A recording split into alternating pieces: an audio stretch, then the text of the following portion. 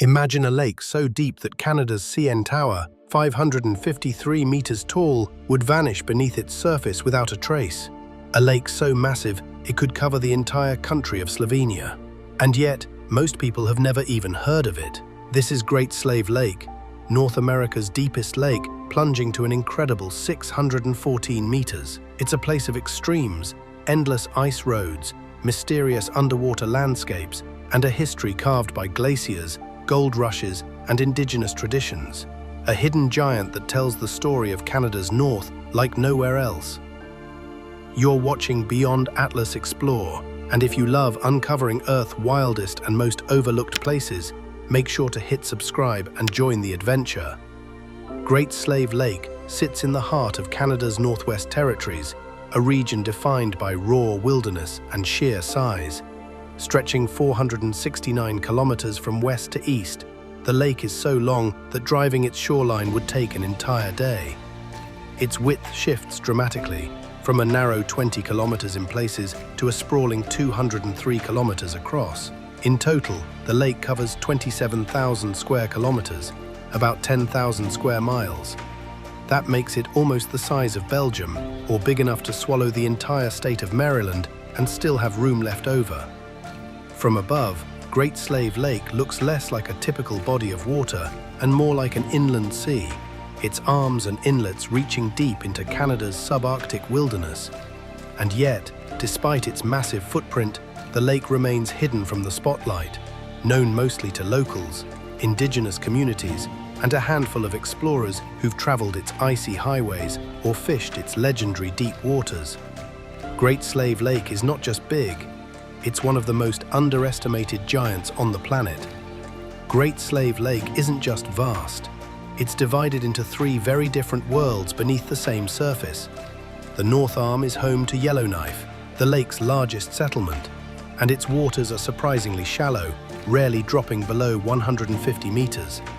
This arm feels more like a broad bay where human history and modern life intersect with the edge of the wilderness. The South Arm sprawls out east to west, its waters averaging 200 to 300 meters deep. Beneath the surface, wide underwater plateaus support unique cold water ecosystems, including lake trout that grow to sizes almost unheard of elsewhere in Canada. But it's the East Arm that steals the show. Remote, jagged, and spectacular, it holds the lake's deepest point, Christie Bay, plunging to over 600 meters. Its shoreline is a labyrinth of channels, inlets, and more than 6,000 islands. Some rise hundreds of meters above the water, the visible peaks of a drowned mountain landscape. For geologists, the East Arm is one of the most fascinating regions in the entire country. For travelers, it's a reminder that Canada still hides places where nature dominates completely, untouched and wild. To understand why Great Slave Lake is so unusually deep, you have to zoom out, way out, into geological time. The lake sits on the Slave Craton, a chunk of Earth's crust that has remained stable for over 2.7 billion years. These ancient rocks along the northern shore are some of the oldest exposed formations anywhere on the planet. But how did this prehistoric landscape become home to a lake deeper than anything else in North America? Scientists have two main theories. One suggests it's the scar of an ancient continental rift, similar to the great fractures splitting East Africa today. The other points to the brute force of the last ice age, when glaciers more than a kilometer thick ground their way across the Northwest Territories. As the ice retreated about 10,000 years ago, it left behind an enormous depression that filled with meltwater, forming the Great Slave Lake we see today. The result isn't just a big lake, it's a uniquely deep lake, shaped by the push and pull of tectonic forces and glacial erosion over unimaginable spans of time. For most of the year, Great Slave Lake doesn't look like a lake at all. From November to May, its entire 27,000 square kilometers freeze solid, locking the surface beneath up to 2 meters of ice. That's thick enough to carry not just cars, but fully loaded transport trucks. This annual freeze turns the lake into a lifeline. Temporary ice roads stretch across its surface, connecting Yellowknife to smaller, isolated communities like Detta.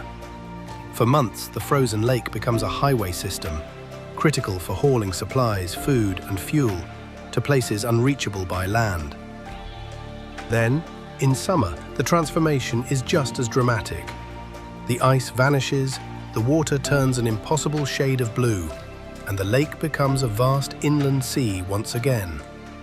Few places on Earth undergo such an extreme seasonal shift. Long before prospectors ever set foot on its shores, Indigenous Dene and Slavi peoples lived alongside Great Slave Lake. For thousands of years, they relied on its fish, followed its seasonal patterns, and read the ice like a map.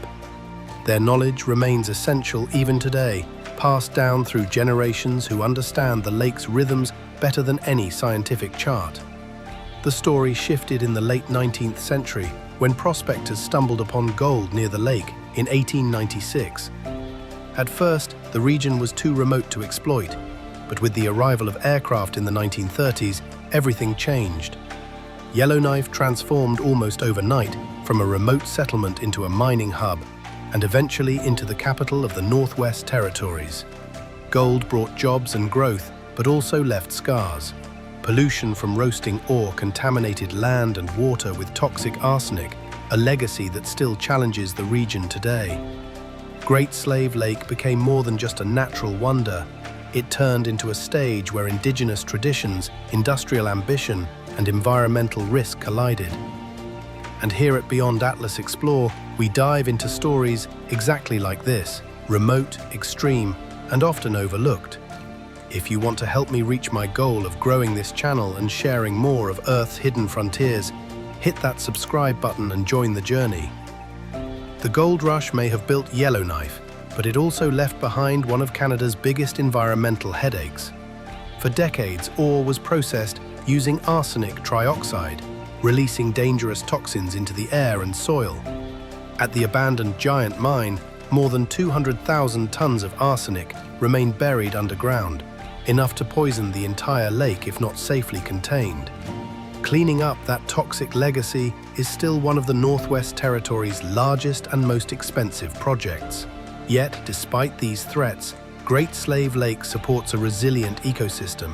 Its cold, clear waters are home to legendary lake trout that can live over 40 years and weigh more than 35 kilograms. The lake's size even creates its own weather systems, shaping unique conditions for fish, birds, and other wildlife adapted to the subarctic. This balance is fragile. Climate change, resource extraction, and ongoing pollution all pose new challenges. For indigenous communities who still rely on the lake, protecting it isn't just about the environment, it's about culture, survival, and identity. Great Slave Lake is more than deep, it's vulnerable, and what happens here echoes far beyond Canada's north. Great Slave Lake doesn't exist in isolation, it's the beating heart of an enormous water system. From the south, the Slave River pours in, carrying meltwater from northern Alberta and Saskatchewan. Dozens of smaller rivers and streams add their flow, turning the lake into a vast collection point for a drainage basin that covers almost 1 million square kilometers, an area larger than France. To the west, the lake empties into the Mackenzie River, Canada's longest, which then winds north toward the Arctic Ocean. In many ways, Great Slave Lake is a crossroads, the ultimate gathering point for water that has traveled thousands of kilometers before continuing its journey into the polar seas. It's not just a lake, it's a continental waterway. Great Slave Lake is more than geography on a map. It's a lifeline, a frontier, and a test of balance. For the Dene and Slavi peoples, it has always been a source of food, knowledge, and survival. Their traditions and stories are inseparable from the lake's ice, fish, and shifting seasons. For industry, the lake has meant opportunity. Gold, diamonds, and other resources pulled people north, built the city of Yellowknife, and fueled Canada's mining economy. At the same time, this growth came with heavy environmental costs that still linger today. And now new challenges are emerging.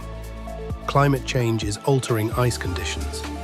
Demand for resources keeps rising, and the question of how to balance development with environmental protection and indigenous rights will decide the lake's future. Great Slave Lake is not just the deepest lake in North America.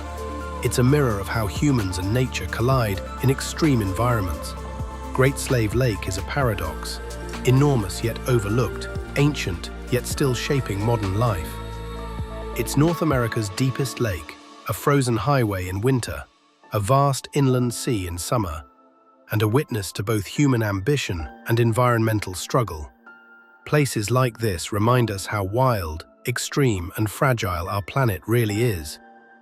You've been watching Beyond Atlas. Explore. If you want more journeys into Earth's hidden frontiers, hit subscribe and join me on the next adventure.